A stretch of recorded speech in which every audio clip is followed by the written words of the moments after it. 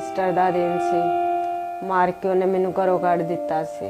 ਉੱਤੇ ਆਪਣੀ ਭਾਬੀ ਨੂੰ ਮਿਲਣ ਗਿਆ, ਉਹ ਥੱਲੇ ਆ ਕੇ ਮੈਨੂੰ ਮਾਰਨਾ ਸ਼ੁਰੂ ਹੋ ਗਿਆ।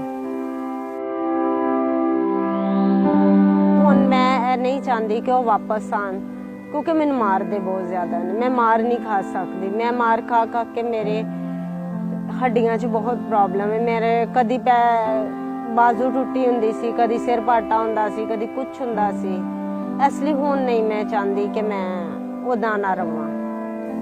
ਤਲਾਕ ਸਾਡੀ ਹੁੰਦੀ ਨਹੀਂ ਹੈ, ਸਾਡੇ 'ਚ ਇਜਾਜ਼ਤ नहीं है तलाक की, लेकिन अप्लाई किया अदालत ने कि मेरी तलाक हो जाए। डिवोर्स एक्ट ये हमारी मसीह बिरादरी जो है उनके जो शादी के मामलात हैं, जो तलाक के मामलात हैं, उनको रेगुलेट करता है, उनके लिए है।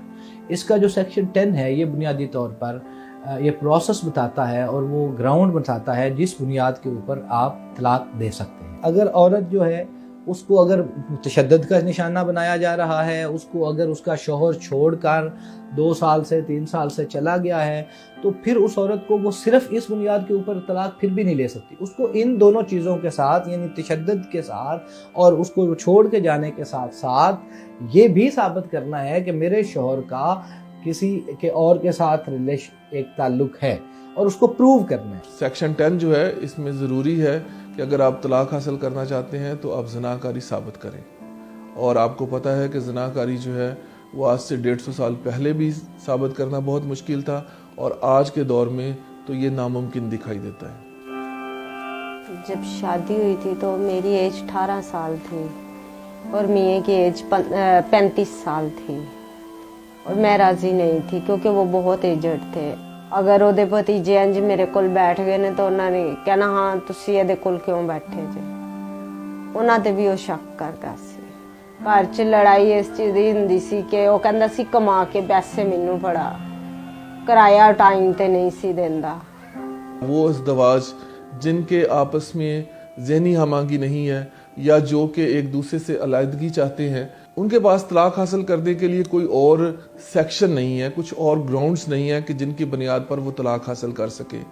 और तलाक हासिल करने के लिए जब इस सेक्शन की उन्हें ज़रूरत पड़ती है तो फिर वो इसका गलत इस्तेमाल करते हैं और एक दूसरे के ऊपर ज़नाकारी के गलत इल्ज़ाम लगाते हैं। और इसकी सबसे ज़्यादा जो विक्टिम है वो मसीही ख़वातीन है, क्योंकि जब आप उन पर ज़नाकारी का झूठा इल्ज़ाम लगाते हैं तो इससे इनकी समाजी ज़िंदगी जो होती है वो बुरी तरह मुतासर होती है। क्रिश्चियन कम्युनिटी डेफिनेटली कर रही है, इससे सफ़र कर रही है, पर्टिकुलरली वुमेन वो ज़्यादा कर रही हैं क्योंकि ज़्यादातर उनको तशद्दुद का निशाना बनाया जाता है। लेकिन इस वजह से क्योंकि उसमें यह है कि फिर एक और तरह की आज़ादी होती है, शौहर को ये पता होता है कि ये नहीं जा सकती, ये कहीं नहीं जा सकती, तो इस तरह से किसी को किसी के लिए एक हाथ पांव बांध के किसी के सामने फेंकने के मुतरादिफ हो जाता है। 27 ईयर ओल्ड एक खातून थी फ़ायज़ा, जो कि प्रेग्नेंट थी और उसका हस्बैंड जो है वो उस पर उसने पेट्रोल फेंक के उसको आग लगा दी और वो बच्चा और वो माँ दोनों मर गए। लेकिन वो चूँकि यहाँ लॉ के अंदर डाइवोर्स का जो प्रोसेस है वो इतना कॉम्प्लिकेटेड था जिसकी वजह से वो उस रिश्ते को ना ख़त्म कर सकी, तो उसे जो है वो ज़िंदगी का दामन उसके हाथ से छूट गया। तो ये जो सारी चीज़ें हैं ये हम समझते हैं कि ये इंसानी बुनियादी हकूक़ जो हैं जो आइन में दिए गए हैं उनके ख़िलाफ़ है।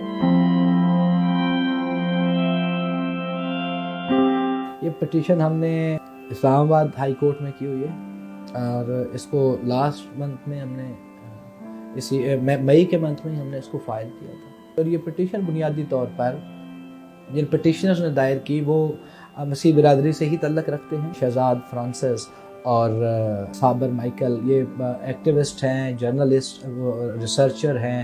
हम समझते हैं कि ये हुकूमत की जिम्मेदारी है कि वो अपने शहरियों के लिए आइली कवानीन बनाए और उनकी आइली ज़िंदगियों में आसानियाँ पैदा करे। और इसीलिए हमने इस सेक्शन को चैलेंज किया है, क्योंकि हम समझते हैं कि अगर हुकूमत ये कानून पास करने में जल्दी नहीं करती तो कम से कम अदालत हमें रिलीफ दे, ताकि वो मसीही ख़वातीन व हज़रात जो कि तलाक हासिल करना चाहते हैं और तलाक हासिल नहीं कर पा रहे, उनकी ज़िंदगी में आसानियाँ पैदा हों।